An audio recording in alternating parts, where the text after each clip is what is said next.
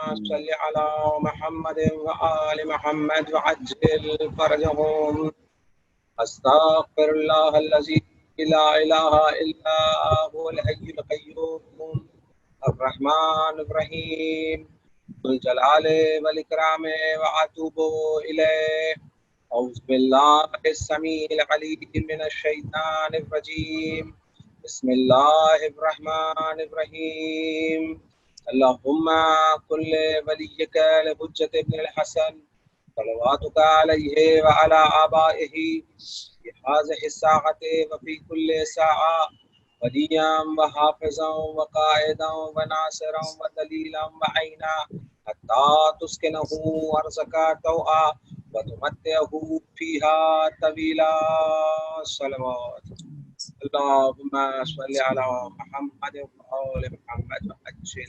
بند کرو ناظرین کرام السلام علیکم ورحمۃ اللہ وبرکاتہ. روزے کے احکام و آداب کے اس 7ویں نشست میں ہم آپ تمام ناظرین کا خیر مقدم ایک صلوات کے ساتھ کرتے ہیں. اللہم صل علی محمد وآل محمد. سب سے پہلے ہم تمام ناظرین کو ٹی اسٹرانگ گروپ ٹیم کی طرف سے رمضان المبارک کی تمام ساعت مبارک. آپ کو بتاتے چلیں کہ اس ماہ مبارک کے رمضان میں مسلسل آپ کے سامنے آپ ہی کے پوچھے گئے ہوئے سوالوں کو ہم اسٹرانگ گروپ کے اس چینل سے عالی جناب مولانا ذوالفقار مہدی صاحب کے ذریعے ان کے جوابات کو پیش کرتے چلے آ رہے ہیں. دوستو یہ مہینہ بہت ہی بابرکت مہینہ ہے اور ایک روایت میں آیا ہے کہ ماہ مبارک رمضان میں افطار کے وقت 1,00,000 انسانوں کو اللہ تبارک و تعالی جہنم کی آگ سے آزاد کرتا ہے. تو دوستو ہمیں چاہیے کہ اس ماہ مبارک رمضان میں ہر لمحہ ہم استغفار کرتے رہیں تاکہ ہماری مغفرت ہو سکے. آئیں چلے اس نشست میں کچھ سوالوں کو لے کر ایک بار پھر ہم مولانا موصوف کے بارگاہ میں چلیں اور ان سے اس کے جوابات کو طلب کریں. مولانا صاحب السلام علیکم ورحمۃ اللہ وبرکاتہ. السلام ورحمۃ اللہ وبرکاتہ. خیریت سے ہیں آپ؟ الحمدللہ خیریت سے. آپ بتائیے آپ خیریت سے ہیں؟ الحمدللہ الحمدللہ انشاءاللہ. جی مولانا صاحب اجازت ہے؟ فرمائیے ارشاد. مولانا صاحب 4 سوالات ہیں آج کی اس نشست میں. پہلا سوال یہ آیا ہے مومنین کی طرف سے کہ اگر کسی شخص کو ایک مدت کے بعد یہ علم ہو کہ کسی بنا پر اسے ماہ رمضان کے کچھ روزوں کی قضا رکھنی ہوگی اور اگر وہ ان قضا روزوں کی تعداد معین نہ کر پائے تو اسے کیا کرنا چاہیے؟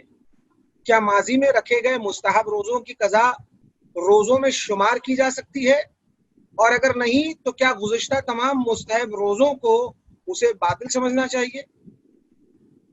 اعوذ باللہ من الشیطان الرجیم. بسم اللہ الرحمن الرحیم.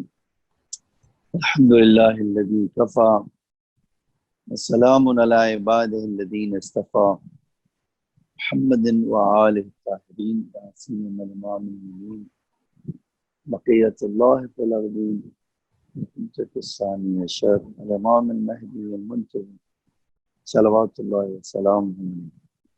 دیکھیے اگر کسی کو یہ پتہ نہیں ہے کہ میرے اوپر قضا روزے واجب اور وہ مستحب روزے رکھ رہا ہے تو اس کا مستحب روزہ صحیح ہے. اگر اس کو پتہ ہی نہیں ہے تو جو مستحب روزہ رکھے صحیح. اب دوسری اس کی شک جو ہے وہ یہ ہے کہ اب مجھے پتہ چل گیا کہ میرے اوپر اتنے جو ہے واجب روزے. اگر یہ پتہ ہو گیا تو آپ کو اس کی قضا کرنا ہوگی, اس کی بھرپائی کرنا ہوگی. یعنی آپ کو اب جب پتہ چل گیا کہ میرے اوپر روزہ ہے تو آپ کو اب مستحب روزہ نہیں رکھ سکتے, آپ کو پہلے قضا اور روزہ رکھنا ہوگا. تیسری صورت جو آپ نے کی ہے کہ آیا مستحب روزہ جو ہے واجب کی جگہ لے لے گا؟ نہیں, ہر جگہ نہیں لیتا ہے. کچھ ایسی جگہ ہے جہاں ایسا ہو سکتا ہے, لیکن چونکہ روزے کی قضا اور نیت معین کرنا ضروری ہوتا ہے اس لیے وہ رکھنا ہو. ٹھیک ہے. اب جب سے یاد آیا ہے مجھے رکھنا ہے اس دن سے آپ کو اتنے قضا کرنا ہے، اتنے روزے رکھنا ہے جس سے یہ یقین حاصل ہو جائے کہ اب میرے اوپر روزے قضا نہیں رہ گئے ہیں.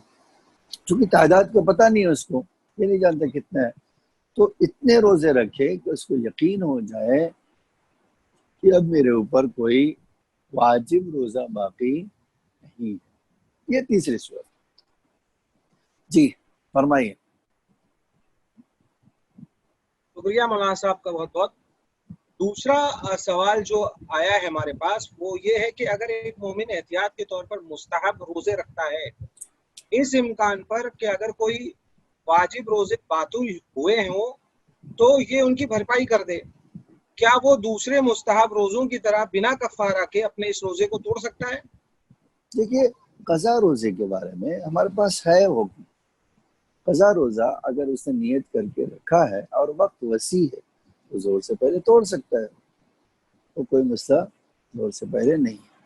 جہاں تک دوسرا سوال تھا، عام طور سے انسان کو اگر اس کو مثلا یہ شک ہو رہا ہے یا احتمال دے رہا ہے یا ظن کی تک بھی ہے کہ شاید میرا کوئی روزہ ہم سے چھوٹ گیا ہے، تو اس کو معافی ذمہ کی نیت سے، مطلقاً قصد کی نیت سے روزہ رکھنا چاہیے. اس صورت میں اگر کوئی روزہ اس کا جو ہے چھوٹا ہے تو اس کی بھرپائی ہو جائے گی. اسی لیے فرق کرتا ہے کہ روزہ مستحبی معین 15 شعبان کا آپ معین کر کے روزہ، تو جب معین کر کے رکھیں گے تو وہی روزہ ہوگا جو آپ نے معین کیا. لیکن اگر مطلق قصد سے آپ یہ روزہ رکھیں کہ اے اللہ جو میرے اوپر واجب ہے میں نہیں جانتا ہوں، باطل ہو گیا یا چھوٹ گیا یا قضا ہو گئی یا نہیں رکھ سکا، شرائط پورے نہیں ہوئے، اور مستحبی آج مستحب بھی ہے روزہ، اے اللہ اگر قضا ہے تو قضا، نہیں ہے تو یہ ایسا ہو سکتا ہے. اور اگر آپ کا روزہ جو ہے مستحبی چھوٹ جائے وہ قضا ہوگی تو وہی مستحب وہ واجب میں کنورٹ ہو جائے. بہت بہت شکریہ آقا اس کا جواب جی دینے کے لیے، اس کی وضاحت کرنے کے لیے. تیسرا سوال مولانا صاحب یہ ہے کہ اگر شب میں اس سے جنابت واجب ہونے کے بعد نیند آ جائے، مطلب وہ جاگ رہا تھا، نیند آ جی جائے اور ہاں آنکھ نماز صبح کے وقت یا اس کے بعد کھلے، تو ایسی صورت میں کیا کرنا چاہیے؟ دیکھیے اگر یہاں کئی صورتیں ہیں. ایک صورت تو یہ ہے کہ یہ آدمی جو سو گیا ہے وہ اس نیت سے سو گیا ہے کہ میں اٹھوں گا اور غسل کروں گا جی نماز صبح سے پہلے، تو اس صورت میں اس کا روزہ جو ہے نہیں اٹھ سکا اور صبح ہو گئی تو اس کا وہ روزہ رکھ سکتا ہے، پھر کوئی مسئلہ نہیں. ٹھیک ہے. لیکن اگر جو ہے اس نے کیا کیا، وہ ایسا آدمی تھا جو اٹھ ہی نہیں سکتا ہے، وہ جانتا ہے کہ میں کمکرن کی نیند سوتا ہوں اور میری بہت گہری نیند ہوتی ہے اور میں نہیں اٹھ سکوں گا، تو اب اگر سویا ہے تو اس کا حکم الگ ہے. اب یہ جو ہے آدمی جس نے ایسا کیا اس نے کوتاہی کی ہے. ٹھیک ہے. تو ایسا آدمی جو ہے جب اس کو پتا تھا، یقین ہے کہ اگر سوئے گا تو جاگ نہیں سکے گا، تو اس صورت میں اس کا روزہ تو صحیح ہے، لیکن جو ہے اب سو گیا تو اس کا روزہ صحیح ہے، لیکن ایسے آدمی کو سونا نہیں چاہیے.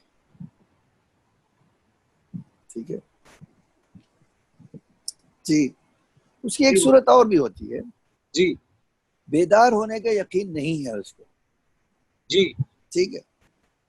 اور معقول احتمال دے رہا ہے کہ شاید ہم جاگ جائیں گے، تو اس کی دو صورت ہے. غسل کرنے کے ارادے سے سویا ہے، جی اور دوسری صورت یہ ہے کہ جس چیز بیدار ہونے کے وقت کرے اس کو متوجہ نہ ہو بلکہ غافل ہو.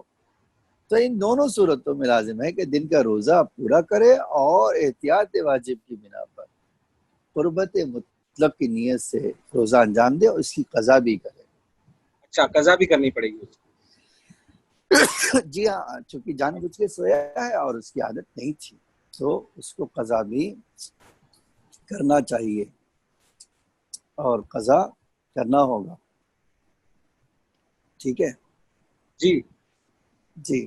یہ دو صورتیں اس کے بعد چیز.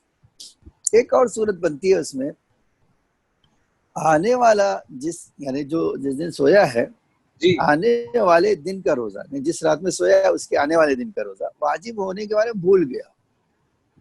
ٹھیک ہے. اور مثلا اذان صبح کے بعد متوجہ ہو تو اس کا روزہ صحیح ہے اور لازم ہے کہ اس دن روزہ بھی رکھے اور اس کی قضا نہیں ہے. اس کی قضا نہیں ہے. نہیں. جی جی بہت بہت شکریہ مولانا صاحب اس کی وضاحت کرنے کے لیے اور الگ الگ پہلو مومنین کے سامنے پیش کرنے کے لیے. مولانا صاحب آخری سوال ہے وہ آپ کے سامنے پیش کرتے ہیں کہ اگر ہمیں یہ سوال کے کچھ جوابات آپ نے گزشتہ نشستوں میں بھی ہمارے سامنے پیش کیے، مگر مومنین نے پھر سے ایک بار یہ سوال بھیجا ہے اور تھوڑا سا الگ ہے تو آپ کے سامنے پھر رکھ رہے ہیں یہ سوال کہ اگر ہمیں کسی قول کا معصومین علیہ السلام سے ہونے کا شک ہے پر یقین نہیں تو کیا ہم اس قول کو معصوم سے نسبت دے کر بیان کر سکتے ہیں؟ اور اگر بعد میں تحقیق کرنے پر پتہ چلے کہ معصومین علیہ السلام کی کسی کہ ایسا کوئی قول تھا یا نہیں تھا، ان دونوں حالت میں ہمارے روزے پر کیا اثر ہوگا؟ یہ دوسری شک واضح نہیں ہوں گے. یہ سوال کیا ہے؟ بعد میں تحقیق کرنے پر پتہ چلے کہ یہ معصومین علیہ السلام کہ کسی کوئی قول مطلب یا یہ قول تھا معصوم کا یا نہیں تھا، ان دونوں حالتوں میں ہمیں ہمارے روزے پر کیا؟ یہ جو تحقیق کیا ہے اس نے، وہ تحقیق کس بات کی کیا ہے کہ آیا یہ معصوم کا قول ہے یا نہیں ہے، اور پھر نتیجہ کیا ہے اس کی تحقیق کا نکلا، آخر ہوا ہے معصوم کا یا نہیں ہے، یہ ڈیفائن ہونا چاہیے. خیر دیکھیے، جس بات کے بارے میں آپ کو نہیں جانتے، ہم نے اس وقت بھی کہا تھا اس وقت بھی کہ اگر آپ نہیں جانتے کہ یہ معصوم کا قول ہے تو آپ نقل قول کر سکتے ہیں. کہا گیا ہے، میں نہیں جانتا ہوں، کہا گیا ہے یا کتاب میں دیکھا ہے یا آج کل ایک نئی کتاب ہے واٹس ایپ کی یونیورسٹی میں دیکھا ہے، تو آپ کی ذمہ داری کیا ہوگی؟ کسی اور کے کاندھے پہ چلی جائے. ٹھیک ہے. لیکن اگر آپ یہ کام نہیں کریں گے اور خود کہیں گے معصوم نے کہا ہے، تب کیا آپ کو اس کے بارے میں نہیں پتا ہے. تو چونکہ آپ کو پتہ نہیں ہے، اس میں احتیاط کرنا چاہیے، ایسا نہیں کہنا چاہیے. اگر یہی بات اس کو بدل دے کہ بھئی فلاں کتاب میں دیکھا ہے، فلاں راوی نے کہا ہے، فلاں صاحب نے کہا ہے، تو اب اس کی ذمہ داری وہاں پر چھوٹ جاتی ہے. اور اگر آپ کہہ رہے ہیں کہ میں نے تحقیق کیا، تحقیق کرنے کے بعد اگر پتہ چلا نہیں ہے یہ، تو آپ اگر اب کہیں گے تو آپ روزہ باطل ہو جائے، کیا آپ جھوٹ بول رہے ہیں. لیکن تحقیق کرنے کے بعد پتہ چلا کہ نہیں، یہ امام معصوم کا قول نہیں ہے، تو آپ دوبارہ بھی یہ نہیں کہہ سکتے کہ معصوم کا قول ہے. ہاں اگر پتہ چلا ہے تو آپ بالکل تحقیق کے مطابق آپ کہہ سکتے ہیں کہ یہ معصوم نے فرمایا ہے یا معصوم کا ارشاد ہے، اس میں کوئی پھر مسئلہ نہیں آتا. یاد رکھیے، آپ احتیاط دین میں ضروری ہے. آج تو بہت ساری ایسی جو ہے نام سے اماموں کے اور یہ واٹس ایپ یونیورسٹی پہ گھومتی رہتی ہے جی. اور دھڑلے سے لوگ فارورڈ بھی کرتے ہیں، دھڑلے سے لوگ جو ہے دوسروں کو بیان بھی کرتے ہیں. تو آپ کو فارورڈ کرتے وقت بھی سوچنا چاہیے اور ایک بار جو بیان کرتے وقت بھی سوچنا چاہیے. اس لیے مومن ذمہ دار ہوتا ہے، مومن لاؤبالی نہیں ہوتا کہ جو چیز جہاں بھی آئے اور اس کا دھیان نہ رکھے وہ کر بیٹھے. تو معصومین کی طرف جو ہے کوئی چیز منسوخ کرنے سے پہلے ضروری ہے کہ ہم اس کی تحقیق کر لیں اور پھر تحقیق کرنے کے بعد نقل کریں. اگر تحقیق نہیں کیا ہے تو میں نے جیسا راستہ بتایا اس راستے کے مطابق عمل کریں. بہت بہت شکریہ مولانا صاحب. ناظرین، آپ نے دیکھا کہ مولانا موصوف نے ایک دم واضح طور پہ اس کی وضاحت کی کہ پہلے ہمیں تحقیق کر لینا چاہیے. اگر ہم معصومین کی حدیث کو بیان کر رہے ہیں یا کہیں واٹس ایپ پہ کسی کو بھیج رہے ہیں تو ہمیں پہلے تحقیق کر لینا چاہیے، اس کے بعد اس کو نشر کرنا چاہیے. بہت بہت شکر گزار ہیں مولانا موصوف کے ہم کہ جو لگاتار ہماری تشنگی کو بجھاتے چلے آ رہے ہیں.